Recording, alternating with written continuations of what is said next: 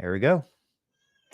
Good morning. Good morning. Dave Kittle here, as well as, of course, Tony Maritato, Breakfast Club PT podcast. We are live right now, 8:30 a.m. Thursday morning.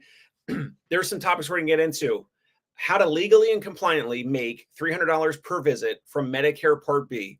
Anywhere in the country right now, you bill Medicare Part B, you're making what, $100 a visit, maybe $120 for the evaluation. If you're, if you're lucky. Yeah. Also, a thing that I'm kind of coining, physical therapy hospital. That's another cliffhanger where we get into it, as well as potential partnerships. And if we have time, Tony, anything else you got on your mind?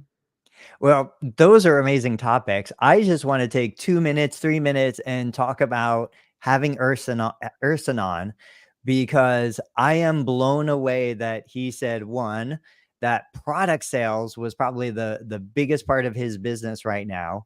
I never would have imagined that, but I think I can't fathom the volume of sales for products, especially since he's on Amazon. And two, I couldn't believe he talked about selling the entire business if he had the right offer. I think that's incredible. Now, I know we can't talk about it today, but maybe next week, I want to get into talking about selling the business, exit strategies, things like that, because again, that's your forte. That's what you know best. But what were your quick impressions of Tuesday or Monday's episode with Urson? Yeah, well, first of all, guys, go back to Learn Medicare. Is it Learn Medicare? Learn Medicare Billing on YouTube. This is the channel. I'll link it in the description for this. I'll probably remix the episode on the Dave Kittle Show. Go check out Tony's channel here to watch or listen to Urson's full episode. I was super impressed. I'm glad that he was open about it, because he really talked about, and you and I were kind of probing him about, like, hey, how do you design? How do you figure out a product? Like his Edge mobility tool, for example. It's just genius, Tony. It's one piece. It's one mold. There's no movable parts. There's no second part. It's just one part, one item. I wasn't that surprised in terms of like his total sales as they are, and that his highest vertical is the product sales. He's got a great following. He's done a ton with SEO that we talked about, and just social media awareness with his products. And then it helps that we were asking him about his in-person courses and seminars, which obviously help with his branding, his website, his product sales, and they're kind of all interlaced and interwoven into what he does. So I wasn't that surprised, but I was appreciative of Urson. So thank you, Urson, for being just open and transparent about his situation, what areas are successful, which areas of his businesses are have the higher profit margin, the lower profit margin. We get into some numbers and figures. So you guys are going to have to go back to Tony's channel to check out that episode, the most recent live episode that we did. And anything else, any other takeaways from him? No, like you said, I think it was great. And I think we see this a lot. The most successful people are often the most generous with the information. So let's jump into your topics for today. All right. So if you're scratching your head, how could it even be possible to legally and compliantly bill Medicare Part B and make $300 per visit? I'm with you. I agree. Now, first of all, we don't even take Medicare Part B in my mobile concierge practice. With this next caveat we're going to go into, I certainly would. Here's why I would. Here's how I would. And we'll get right into it. And I have two examples, actually, of public. They're private companies, but publicly available data of two different practices that actually went through this whole process, and how this is possible. So how the heck is this possible? Well, first of all, no, you cannot stay solo or independent and bill Medicare Part B and make $300 per visit. So that obviously, I want to just squash that. You have to do something different. The thing that's different would be you have to either own or co-own or co-manage a hospital contract. And there's a component of a hospital contract called Article 28. So through Article 28, you are a satellite clinic or an ambulatory physical therapy practice of a hospital organization. How do I know this? You might ask, Dave Kittle, how do you know this? What do you know, man? Well, here's how I know. Ben Gelfand, a practice owner, was on my show recently, and he mentioned Article 28. Now, he and his business partner, Mike Fox, they sold their practice, Star Physical Therapy, here in New York City. A very big practice. They were doing about 50,000 visits per year. Pretty big practice. They sold their practice to Motion Physical Therapy Group. Now, before Motion Physical Therapy Group became 60, 70, 80 something locations, that was acquired by Confluent Health, Larry Benz's practice, Larry Benz's company. Confluent bought them for $250 million. That's also public data online. It was Metro Sports Med. I was one of the 7 clinic directors. I was one of the directors of the 7 locations of Metro Sports Med here in Brooklyn, New York. The reason why I'm You mentioning that, personally. Wow. yeah. So my first job in Brooklyn, I was a clinic director of a practice called Metro Sports Med. They have 7 locations, or they had 7 locations. They were all owned by a surgeon named David Minch. So obviously he had some affiliation years ago. Somehow he got the hospital contracts to be this satellite. He got the hospital contracts from Methodist Hospital and maybe other hospitals, but definitely Methodist, to be 1 and then eventually 6 and 7 satellite practices of the hospital. Now, it operated as Metro Sports Med. It didn't operate as like Methodist outpatient physical therapy office ever. And Ben Gelfand, the physical therapist, the physical therapy practice owner, Ben Gelfand, on my show said, yeah, because through Article 28,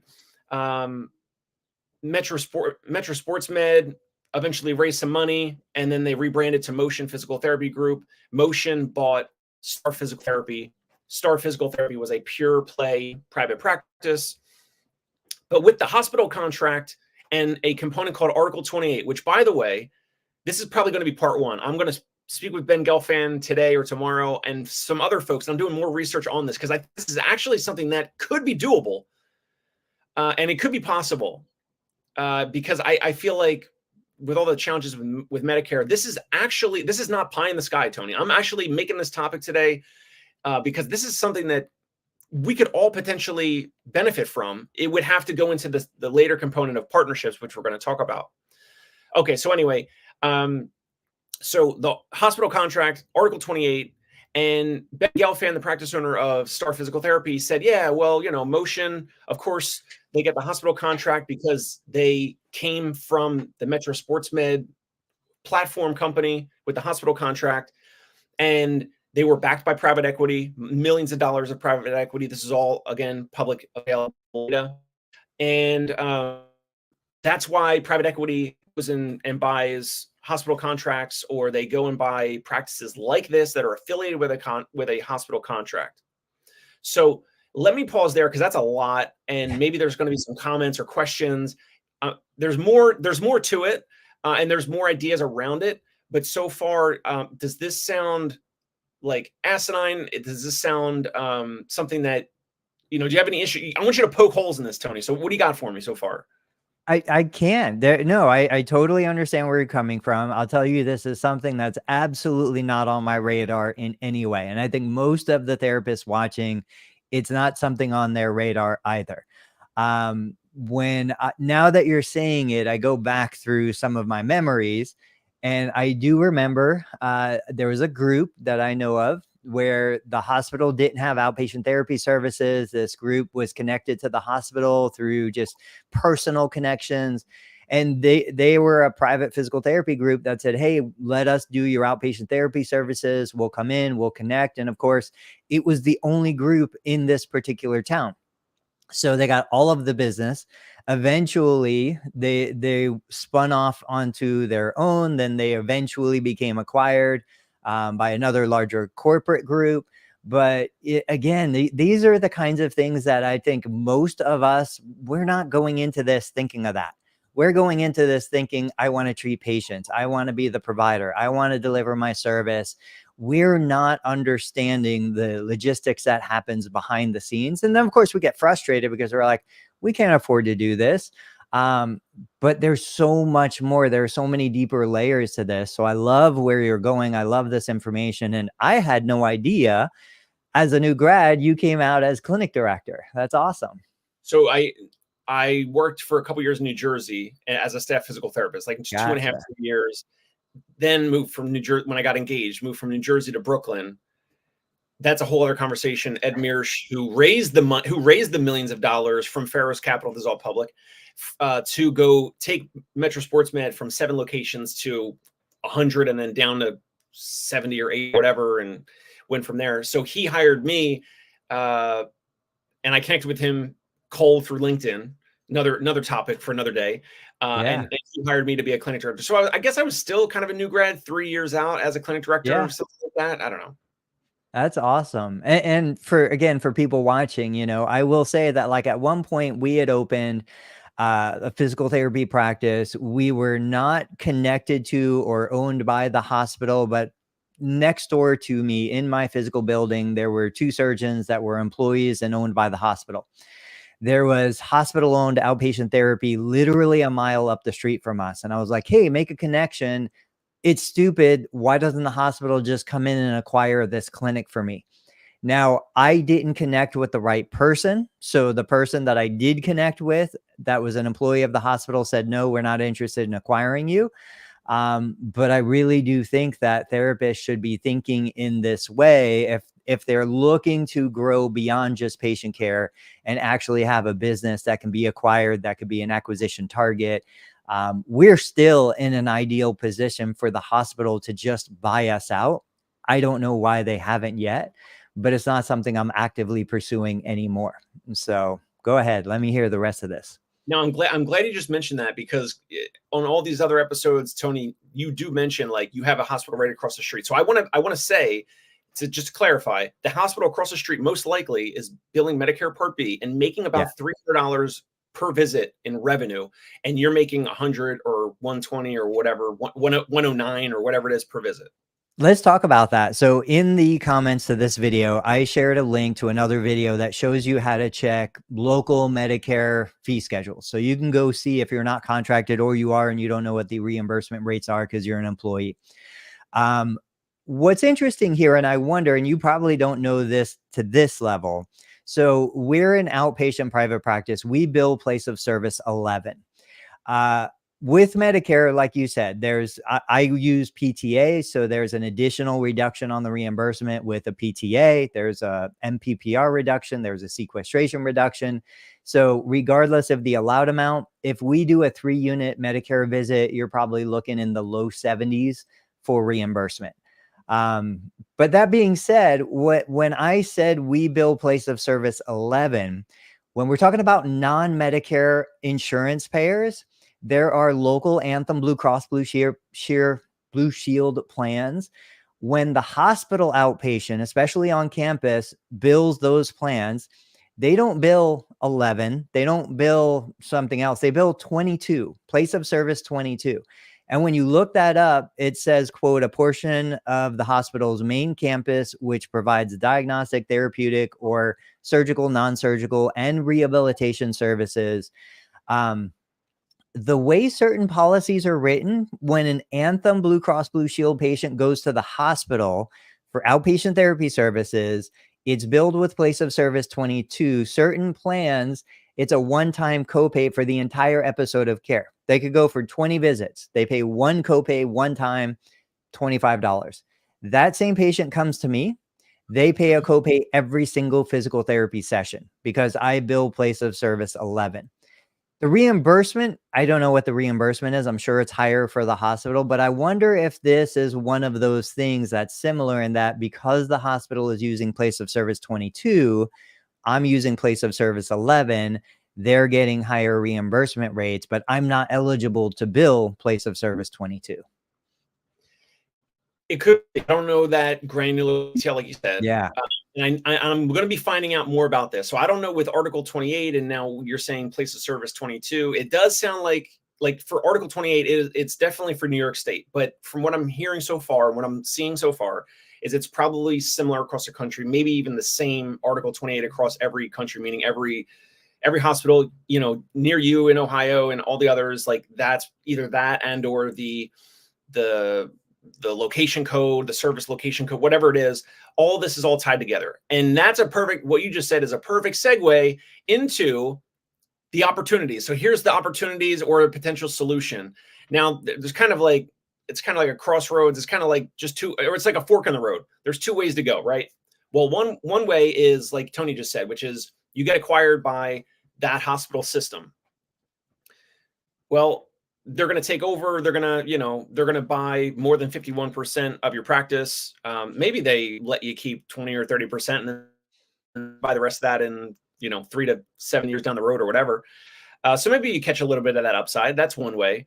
I don't know if another, if that's A, and maybe one B would be like you somehow figure out a way to legally and compliantly partner with that hospital organization, but you retain 100% ownership of your practice where you can. But here's the thing though, they have to come in with OSHA and JICA and all these things with like compliance and eyewash stations and all the hospital stuff. So your practice will change. It would change. I saw when I was with Metro Sports Med, and they had to literally install, things that were never used, like an eyewash station in a physical therapy office and all these other things. And the compliance people were like, oh, you never know when OSHA or JICA are going to come in here and check this or check that. So everything's got to be up to code because, it's like a hospital organization. So they're going to be, it's going to be a tightly run ship in terms of compliance and all that. So maybe that's like 1A and 1B. Second potential option, other parts of the other topics of today, which is, could we physical therapists that are watching or listening, could we band together with our resources, maybe a hospital executive or maybe some investors listening to this right now, who knows? I don't know. I didn't even get a chance to look up before the show how many millions of dollars it costs a hospital, even if it's a small hospital, suburban hospital, maybe somewhere, I don't know, in Alaska, maybe in Ohio, maybe somewhere where real estate is cheap or cost of living is cheaper. We pop up a hospital somewhere. We call it physical therapy hospital. And we can have, we could have surgeons. We could have, we just keep the cost low. Maybe we have like independent surgeons, the way that there's a gym and a gym has independent a gym has independent personal trainers come in and bring their own clients, and they charge, a space or time, which is kind of like something Tony has mentioned before. We create a hospital, doesn't matter where in the country, physical therapy hospital. Obviously, the whole point of this would be to have the hospital contracts, the ability to have Article 28 and like you said, Tony, the setting code 22 or whatever, all these legal and compliant ways. We would have a team of lawyers to make sure that this would all be compliant and legal. We have this one hospital somewhere in the country. Doesn't even matter. I think it almost does not matter which state it's in. And maybe we have 100 or 200 or however many physical therapists, private practices, co-own it. I'm gonna take a little bit more of the lion's share, because if I'm putting this all together, man, I gotta get some juice from the squeeze. But I would maybe have shares of this physical therapy hospital sold to, or all these physical therapy practices like Tony and all these others that watch this show. We band together, we create a small hospital, keep the cost low, all the radiology, whatever's the lowest requirement for a small national hospital. As long as we can get that Article 28 ability legally and compliantly bill Medicare Part B and make $300 per visit. And then as long as we have that contract, you can cross state lines, I believe. Part 2 of this will be, if I'm right or wrong about this, but can cross state lines with the Article 28. If we have a physical therapy hospital in Ohio, but can we use Article 28, cross state lines, and then my practice or other practices that we partner with in New York State or Jersey or Pennsylvania or wherever, can we legally and compliantly use Article 28 to then have that hospital contract, that billable $300 per revenue? And if it's possible, it would be transformational in regards to access. And I mean that personally, because we don't even take Medicare Part B. And one of the reasons is because I'm here in New York City, and it $100 per visit. I'm paying my therapist $80 to $100 per visit. So we just don't even take Medicare Part B. But if this were possible, we would take it tomorrow. We would be able to, pay therapists more competitively. We would have more access to patients, because we say no to patients that have Medicare Part B. So you could hear and you can understand my excitement around this. now that I went into more, Tony, is there any other places to maybe poke holes in? I know the crossing the state lines, and now we're talking about a hospital. This might sound a little crazy. What do you think about this second option, this other idea around this whole original topic? It brings back memories of Hell South. Do you remember Hell South? Yes, and listen, my intent would be to have great documentation, like, nothing nefarious or anything like that. But I know that Sure. they kind of blew up because of too much focus on the finances and fraud. I think basically, right? Yeah, it was a whole mess. I don't even remember anymore, and I think probably most of the younger therapists have never heard the name Health South, but I know a lot of the veterans are gonna remember that. The first things that kinda come to mind is obviously this is a big endeavor. This is where, you would go. I would think it would go, okay, let's get some funding. Let's get a real CEO that has experience in something like this. Let's get a real executive team. Let's make this a real business. This is not going to be the kind of thing that a therapist would be like, hey, I've got some TheraBand and a license. I'm going to go start treating patients in their homes, right? So like this is a real business. Yep. Yes. That being said, what I'm curious about, because I've got it in the back of my head, and I'll share it in just a second. What are you thinking in regards to like, what would be a unique differentiating factor for something like this? Why wouldn't a regular hospital just kind of come along and crush you? What would be the strategy besides all the compliance and the legal and the structure? At the core, what's kind of the strategy that says, hey, this is something that could be, it could win in a competitive market? Well, the hospitals are focused on the physician medical side. They're focused. They're focused on cardiology. They're focused on cancer. They're focused Yep. on orthopedic surgeries. We would have a different focus. Hospital systems really don't care about physical therapy. They don't really care about therapy in general. So the ones that eventually buy these hospital contracts, it's less so, from my understanding, it's less so the hospital organizations buying and rolling up the physical therapy practices. It's more the private equity coming Yeah. in, understanding these nuances, seeing the difference, and immediately you get this hospital contract, and then you buy the physical therapy practice down the road, and you immediately, that the arbitrage between $100 per visit to $300 per visit, that just drops right down to the bottom line. So it's extra revenue, but it literally just drops down to the bottom line for profit. So that would be And my angle, is that it's more of a financial approach, legally and compliantly, but not. What's competitive is that the hospital systems aren't really focused on it. They went through the roll-ups of buying physicians and private primary care doctors and all that.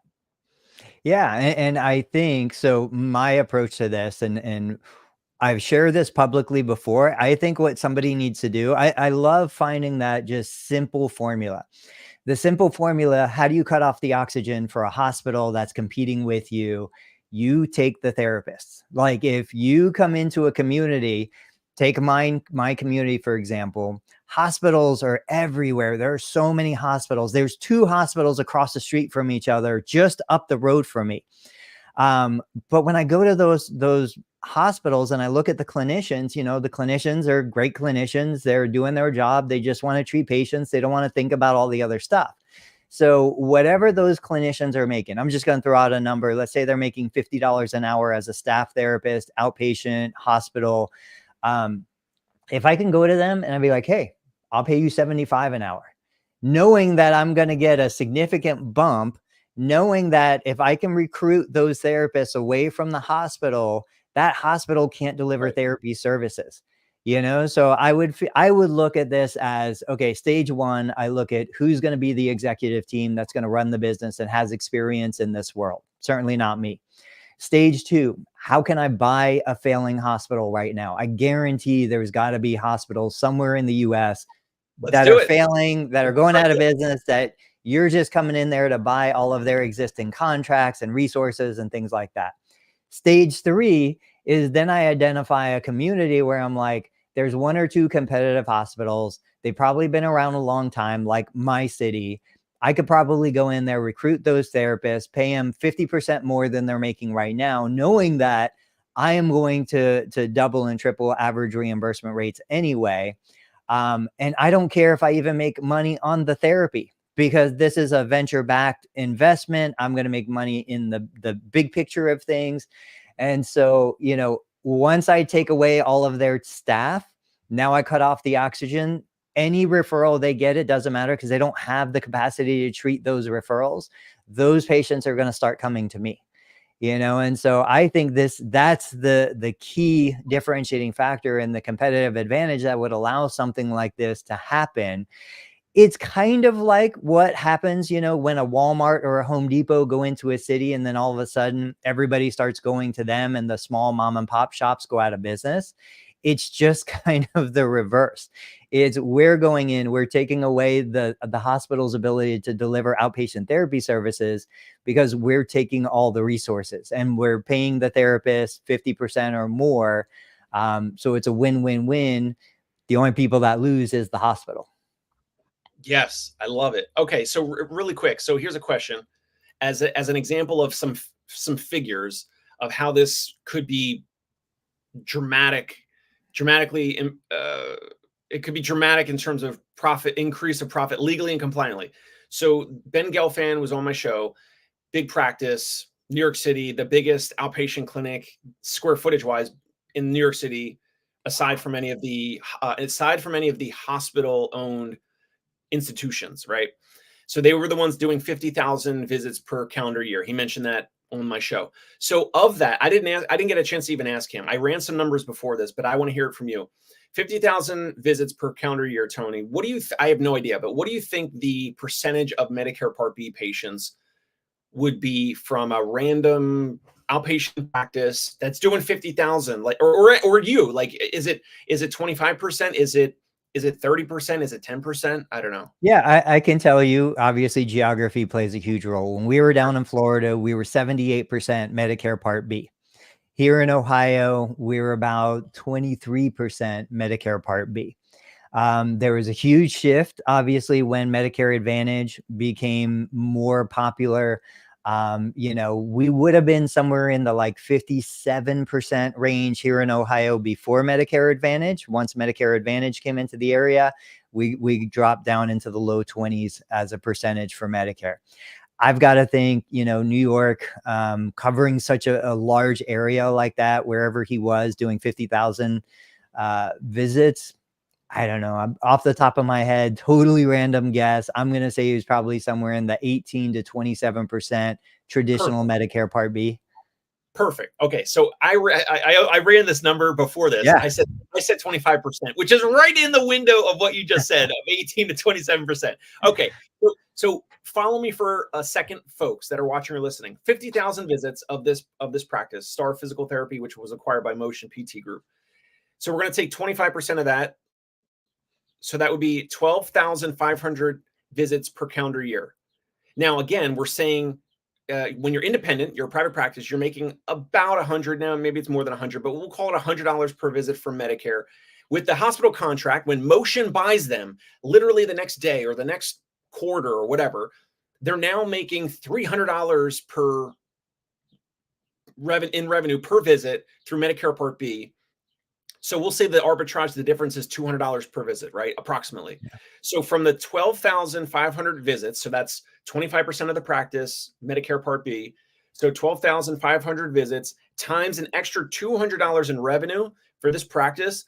It's an extra $2.5 million in revenue, but all the other costs are already accounted for. This $2.5 million drops right to the bottom line of profit. So Star Physical Therapy, Ben Gelfand and Mike Fox, they did own this practice. And then as soon as Motion buys their practice, the next day or whenever the billing gets set up and they change to the hospital contract, whenever they do that, probably as soon as possible. And they have done it because this happened a couple years ago. Boom, $2.5 million to the bottom line. And right there is, now on the money side, that's right, that's right to the investors. But like to Tony's example is, boom, that's exactly how you can attract and retain better therapists and pay them even more than the hospitals nearby. And we've heard private practices having issues with recruiting and hiring, and they can make more at the hospital. Imagine the hospital now saying that, oh, we can't compete with, physical therapy hospital. We can't compete. We no longer can compete with Kittle Maritato hospital because they're paying their physical therapists more, and now they have to, I don't know, do something different, or they don't have physical therapy. So then now we get even more referrals because they don't have staff, physical therapists, on the outpatient side of the hospital. So pretty wild stuff. It is, and these are universal concepts. Like, that's the most important thing to take away from today's episode, is this is a universal concept. I was talking to a good friend of mine. His significant other wants to buy a little boutique kind of clothing store, and they're looking at pricing and they're looking at other things. And he's asking me, what do I think is a fair, multiple on profits or on revenue? And I'm like, well, so here's what typically happens. You do this and you do that. And we went on the website Biz Buy Sell, and we saw another kind of competitive store in a similar demographic, and this is what they were doing. I said, but the real value here isn't in what's always been done. The real value here is understanding what you bring to the opportunity that's going to double and triple the revenue and the profitability just overnight. So you and I have talked about it, where if I went in to buy a physical therapy practice, I am instantly probably going to get rid of all the billing and administrative staff, because I'm just going to absorb that into my existing capacity. Right there, for a single practice location, I'm probably going to generate an additional $50,000 to $100,000 that turns into pure profit, because I'm doing the job of those individuals with my existing team. I've already absorbed that cost. I'm going to launch some ads. I'm going to do some other things. I'm going to add some self-pay services. Without any real change, I'm going to instantly double, triple revenue. I'm going to dramatically increase profitability, even if I never did anything to the existing business model other than just add these new resources. So it's a no-brainer. It's a universal strategy. The question is, who has the executive team, who has the understanding, who has the legal team to actually put something like this together and make it work? I know I can put all that together, Tony. I know I could do it. I know I can do it. And to the audience, with your backing and with your support, you may, and now here's the third topic, which is partnerships. You could potentially catch some of this upside. So if we created this team, we raised some money, we created this physical therapy hospital, or I snuck in there Kittle Maritato hospital, whatever we want to call it. We create this hospital, we get the contracts, everything is legal. We get an executive team that's done it before. Ed Mearsh, if you're listening, he's the one that took the 7 locations of Metro Sports Med, raised millions of dollars, rebranded it to Motion PT Group. He led that as the CEO to go from, and he came in externally, by the way, and he's an ATC. He's not even a physical therapist. So he's got a history, a track record. His whole life he's been buying and selling physical therapy businesses, and he's not even a physical therapist, which is crazy. But he's been in the world long enough with Pat Croce back in like the 80s when Pat Croce sold his 40 locations to NovaCare. Anyway, so whether it's Ed Mearsh or that type, or that crop of executives that have done it before, it's totally possible. And then you watching or listening, in terms of a potential partnership, let's say we created this hospital, we got the executive team, we got funding, we got the insurance contract, we got Article 28, we got the setting code 22, all the things that Tony mentioned, and we had that up and running. And then we partner, we look to you, the audience, your practice, wherever you're at, and we say, okay, well, I don't know how it would go, where like maybe we would have to acquire 51% of your practice or not, or if we would have some legal revenue share and like basically the arbitrage between the $100 and the $300 per visit with Medicare Part B. We make some partnership and we just split that difference. That extra, so you literally, by doing nothing, you could potentially you could make the extra, like of the $200 arbitrage in the middle, the delta of the $100 and $300 per visit with our insurance contract. Maybe you make an extra $100 per visit with your Medicare Part B, and then we make the extra $100. So we split that 200 evenly or whatever, after costs and all that. And so you could continue to potentially operate almost the exact same way without any change. And we don't even have to change your practice name. You could keep your mom and pop physical therapy name if you wanted to, if that was our business model, depending on our executive team, if we want to do a complete rebrand roll up, or the USPH approach where you keep your brand name, your practice name and all that, which you might want to do. And it's just extra revenue per Part B visit that just drops right to the bottom line as extra profit, legally, compliantly, without doing anything else. And I'm super excited about it because I think this is something that could actually be possible. And then when Tony mentioned the other, remind me the example you just said earlier about if a hospital had, like, the patient pays one copay for the plan of care versus the private practice. If that's all tied into this, now it's like you're saving the patient costs, and they're more likely to arrive and pay and stay, or just they pay one copay for the plan of care instead of a copay every time. That's something I've never even heard of, but there's another benefit that benefits the healthcare consumer, our patients, to potentially lower their costs. So I don't know if you want to review that. Yeah. And it goes down to place of service. If you're billing place of service 22, here where I am, the local Anthem Medicare plan, you charges the patient one copay because of the way it's set up in the contract and in the system. Whereas if that same patient comes to me, private practice, outpatient, place of service 11, they pay the same copay, but they pay every single visit. So we've had multiple patients that choose to go to the hospital because it's a single copay instead of 10 or 12.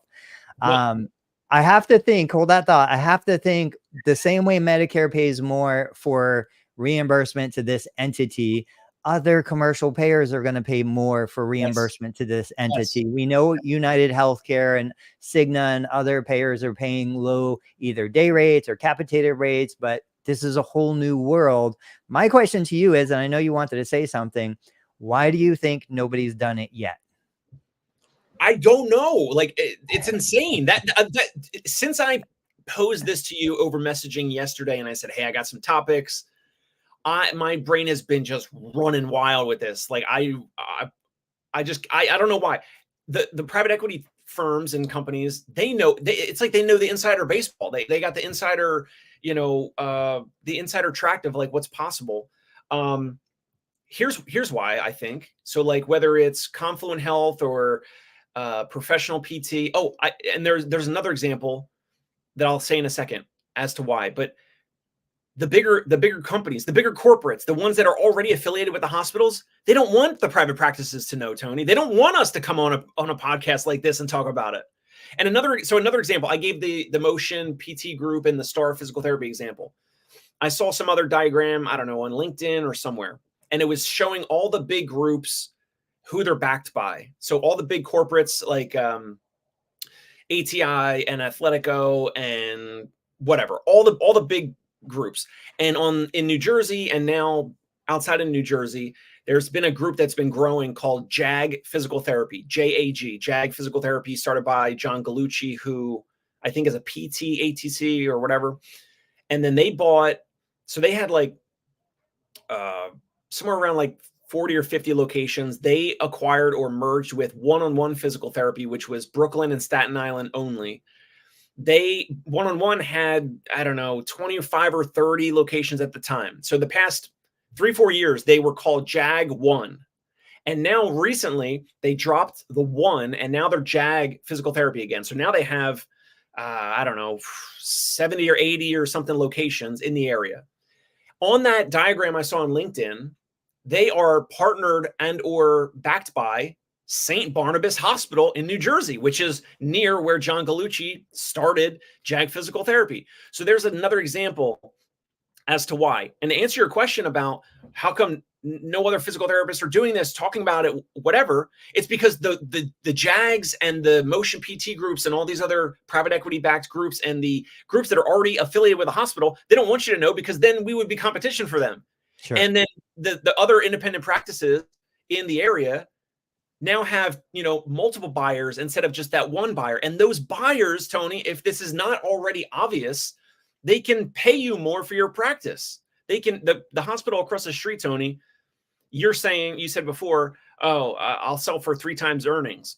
You could say to that hospital, no, I'm not going to sell unless it's 6 or 7 times earnings, because as soon as they buy you, they immediately can bill Medicare Part B and make $300 per visit instead of your 100. So you could hold out. You could hold out and say, no, like, I know here's the EBITDA multiple that, if Dave Kittle bought my practice, but, or some independent practice owner, or Justin Stiver, if he buys your practice, or whoever. But if your hospital across the street buys it, you could be like, dude, I need 6 or 7 times earnings, because I know as soon as you buy me, you're going to plug me into your hospital contract and make way more. So the reason why no one's doing this is because it's like insider baseball, and the big guys don't want the little guys to know. That's why. I agree. I think that's an element. I think too, the big guys, this just might be too small of an opportunity for them. Millions of dollars to us is very different than millions of dollars to them. It's a rounding error for a lot of them. I also think the reality is you're just in different mindsets. The same way I think a regular practicing physical therapist today is like, well, use me. I'm going to use me as an example. I can't even logically think that I would ever consider going down that road because of the layers and layers and layers that you would have to deal with. And I don't have any connection to funding. I don't have any connection to private equity. I don't have connection to any of that stuff. It's just not in my ecosystem. It's not in my mindset. For hospitals, like you said, they're thinking cardiology, they're thinking orthopedic surgery, they're thinking things that generate hundreds of thousands of dollars per transaction, not things that generate $100 or $300 per transaction. Our fees are like them selling an aspirin in the hospital. They're not thinking about it. What were you going to say? What I'm going to say is, yes, I agree with that. However, we create this physical therapy hospital, the Kittle Maritato Hospital. We now can cross state lines. We connect with any hundreds of physical therapy practices that want to partner with us. More, and we can potentially, now you're right, it is smaller. It is the aspirin size compared to the orthopedic surgery, the spine surgery in a hospital. Yes, on a per charge basis or per patient or whatever. Yes. That hospital, though, Tony, is only servicing a certain community, a population, right, of however many thousands or hundreds of thousands of patients in that community per hospital. But I'm saying we'd make the hospital, we get the contract, we go across state lines, we come on here, we go on videos, podcasts, we say, hey, here's our value proposition, here's how we can partner. And I didn't run the numbers on this, but it's like, if we, with Jimmy McKay's reach, with your reach, with my reach, like, we can get in front of more physical therapy practices across the entire country to potentially plug into this hospital system contract. If we had it, if we owned it, now the numbers become a little closer to equivalent in terms of total volume of the physical therapy episode, like per unit, per visit. Now it becomes a little more interesting, because now we have the volume across the entire country of however many practices that would want to partner with us and do this type of a deal. That's where it becomes interesting. Yeah, I agree. And I think you see big organizations, little slivers kind of separate from it. They're niche specific. We speak the language of therapists. We speak the language of patients who want to see therapists. We understand that at such a deeper level that an executive in a hospital organization is never going to understand. So they're going to look at least I would believe, they're going to look at what you're talking about is, oh, that's a waste of time. That's so little money. It's not even something on the radar. But you take that slice away and then you plant it and you grow it into something big. I love it. I think you're on the right track. Not my forte, but for what you're looking to do, I think it's ideal. Now, let's just say if some physical therapy organization came to you like this and they were like, hey, or if I came to you like this in a year or two, hey, we got this, we popped up a hospital, it's legal and compliant, here's all the paperwork, we could plug your practice in. Now, I know, maybe you're at closer to the end of the road of practice ownership, I don't know, but if someone came to you like this today, I mean, what would be other than you have to change a little bit of what you do maybe, and we got to install some eye wash systems and some of this hospital compliant stuff. I mean, it would not change your practice too much at all. And like you said, I do want to double click on. We talked about Medicare Part B, but I didn't even talk about all the other payers. And you Yeah, mentioned it, so thank you. Which is with this insurance contract, it's a higher reimbursement for I think pretty much every payer. I would So think. the Medicare Advantage plans, the in-network United Healthcare, in-network Aetna, Cigna, Oxford, Blue Cross Blue Shield, whatever. So it's like it lifts your reimbursement per visit for pretty much, I think, every payer, every patient, every single visit. And you don't really have to do much. So if someone approached you for this, Tony, other than, yeah, we got to install some eye wash stations, we got to install this or that for compliance and more, better new fire extinguishers and, brighter exit signs or whatever it is, what would be the downside of it? Like what would you would say no because it's too much of a hassle, or like why wouldn't you want the extra revenue that drops down to profit uh legally and compliantly? Like what's the downside of this?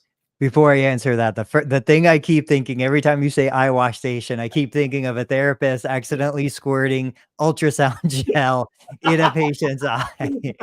We don't use ultrasound, but that's the vision I get. Okay. Um, I think the reality of it is you come to me if we have no connection, no association.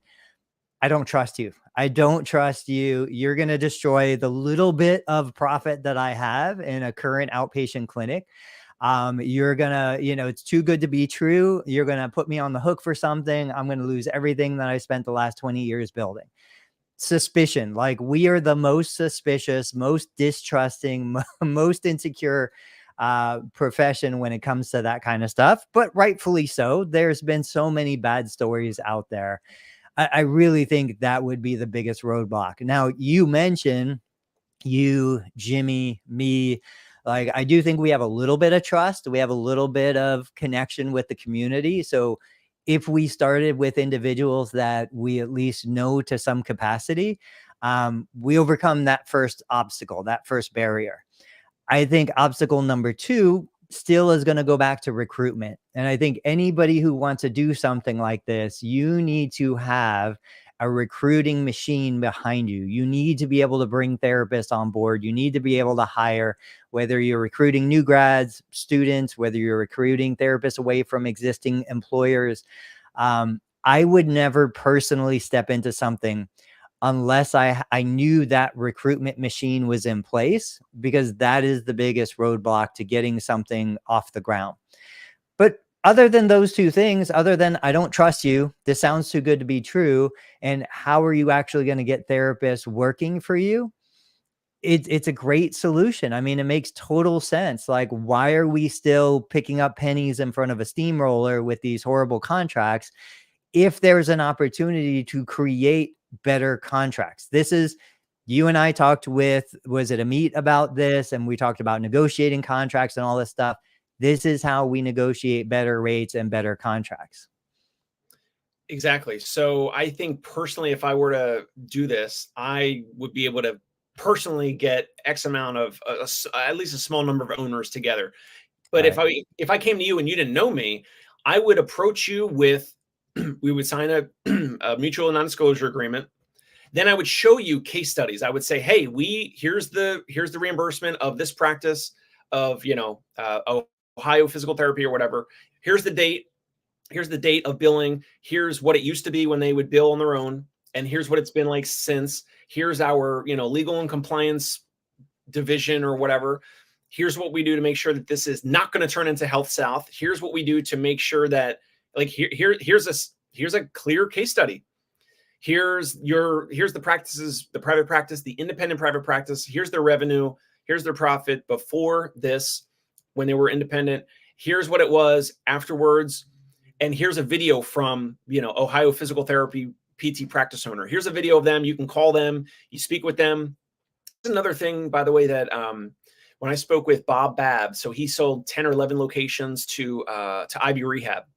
And Ivy Rehab was hardcore about connecting practice owners that they've already acquired in the past, connecting them to speak with potential practice owners that they're currently trying to court and speak with. So I would just do that.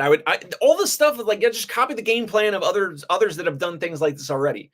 Yeah. And I would get practice owners in front of you, Tony. I would say, hey, you guys speak. We'll pay. You guys go out to lunch, dinner. You guys get to know each other. And that might be enough for maybe not everyone, but enough practice owners to have. So you got testimonials, you got case studies, you got either redacted financials, or you sign an NDA so you can see those financials ahead of time, and then you make your decision. Like it might not be for everyone, but there would be enough, I think, that would be doable to show what's possible. And again, the legal and compliance side with coding and billing and all that, to make sure like, here's how this does not become Health South. Here's how we just do exactly what we're saying. Here's the game plan, and everything is kosher and above board. I think a couple of the appealing elements in this for a smaller private practice owner is you could basically talk to them, say, hey, you've been doing things for 5 years to 20 years. This is the way you've been doing it. It's clearly profitable enough to keep you alive, but it's certainly not profitable enough for you to thrive. We don't even have to make you change anything. You can continue to operate in the manner you've been operating, which is not efficient, not as profitable as it could be. We don't need more production. We don't need more growth. We don't need to change what you're doing, but you don't have access to our contracts without us.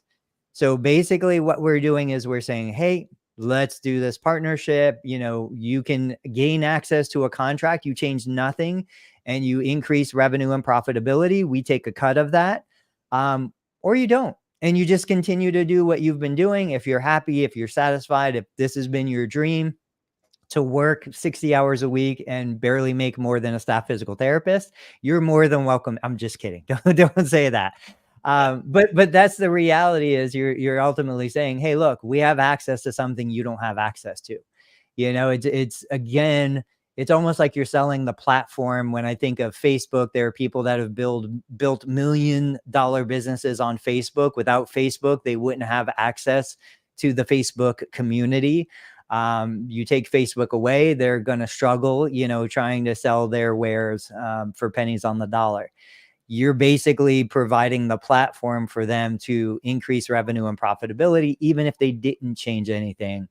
And I know we're running out of time, but if you can share kind of the US physical therapy model with a limited partnership, if you don't know that information, I'll share it. But I think people would benefit from seeing how US physical therapy kind of partners with individual owners.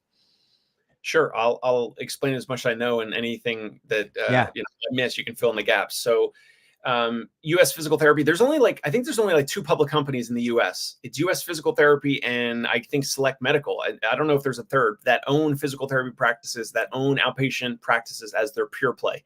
Anyway, USPH, they acquire practices. They typically will buy 60, 70, or 80% of the practice. The owner keeps the remaining 20 or 30 or whatever percent. They eventually will buy that from them 3, 5, 7 years down the road, as far as I understand. The USPH model, the reason why you probably don't even know who USPH is, based out of, I think, Houston, you don't know them compared to ATI or Athletico or whatever, is because now they own about 900 plus locations. The reason why you probably don't know them is because the practices that they acquire, they allow the practice to, and this is their whole model, to keep the original name. I had a mentor, Rick Roscoe. USPH bought his 3 or 4 locations, Hamilton Physical Therapy in New Jersey. And guess what? To this day, it's still named Hamilton Physical Therapy. And the patients have no idea that it's owned by a public company unless they look at the fine print maybe on the bottom of their bill or something. But otherwise, they just think it's Hamilton Physical Therapy down the road in Hamilton, New Jersey. So that's basically like their model. 900 plus locations. They're a public company, but it looks like a mom and pop shop. And that's typically their structure of offers, to buy a majority component, but the owner keeps some. Anything else to fill in the gaps there, Tony? Yeah, no, that's exactly it. I'm looking at one of their quarterly reports where they explain it. A quick sentence that says the company, which is US Physical Therapy's limited partnership interests, generally range from 65 to 75%. Um, so in other words, the local on-site owner retains usually around 30%, just like you said. They keep the name, they keep the branding, they keep a lot of that. But what they do is they leverage their back-end logistics. So US Physical Therapy brings contracts, brings marketing, brings administrative staff.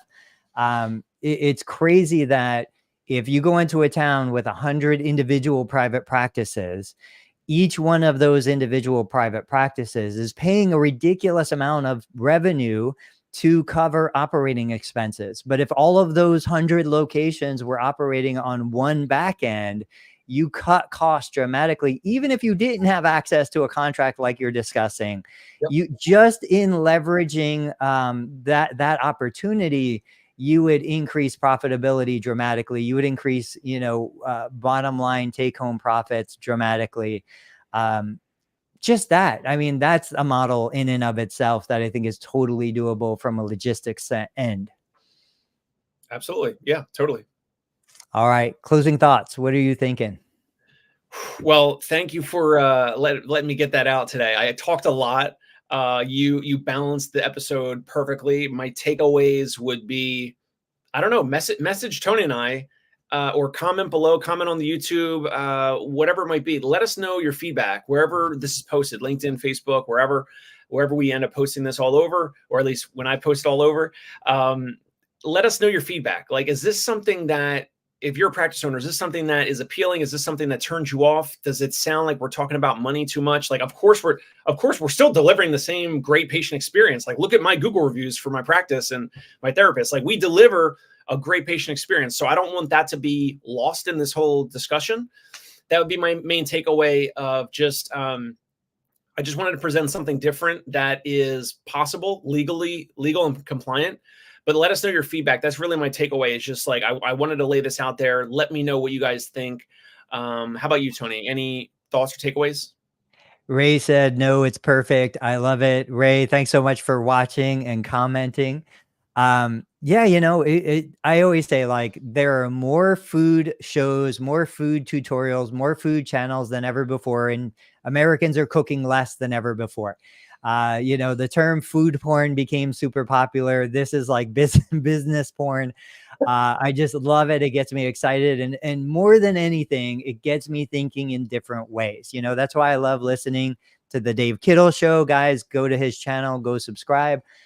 It just gives me the chance to, like, think of things in different ways, see different perspectives. Even if I never would do the kinds of things that you do, it helps me improve the things that I do because now I've got new perspectives on it. So thank you, Dave, so much. This was a great episode. I can't wait to hear more about this. Guys, come join us. We're back on Tuesday next week, 8:30 a.m. We'll see you on the PT Breakfast Club. Thanks for joining. Thank you.